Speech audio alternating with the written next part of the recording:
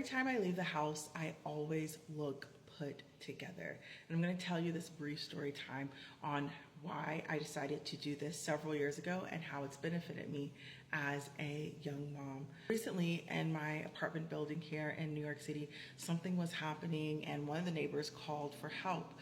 One of my neighbors came downstairs at the exact same time I did. And before I came downstairs, I was very tempted to roll up out of the house. And I know you know what that means. But I was like, you know what? No, Lydia, we're no longer doing that. We're walking into, our next elevated chic era, even when we're going to do laundry and run areas in my local neighborhood in New York City. So what I decided to do was I decided to brush my brows back, put some lotion on my face, depuff my face, put on some tinted lip balm, and brush out my hair and put a little headband on, like as I have now. And I'm so glad that I did that, because when I came downstairs, there were at least 5 police officers trying to get into our secure building. And my neighbor that came down with me, she definitely rolled up out of the bed. And she was also doing laundry. So she had on a mismatch of clothes. She had on a bonnet. She had on mismatched socks. She had on the Crocs. She had on the sweatpants that didn't quite fit that great, okay? And so she went in to let the police officers in, and she was like, hi, hi, how are you? And then she went on her way. But before she could even get out the door of our secure building, they were like, did you call for, 10B? Did you call for 10B? Like, what's going on? Like, you for sure called, didn't you?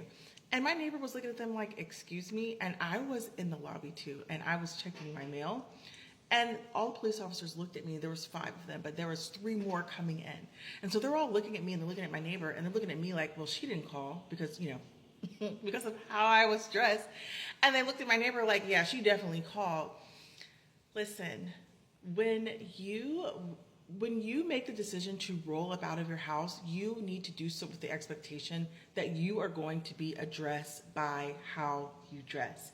If you roll out of the house with your Crocs on, with mismatched socks, with ill-fitting sweatpants, if you roll out of the house with clothes that don't fit your body type well, if you roll out of the house not looking polished and presentable, then that is how you're going to be addressed. Now, several years ago, I decided that each and every time I go out of the house, doesn't matter if I'm just going to my local bodega and the uncle is fixing me some coffee, I'm going to look put together.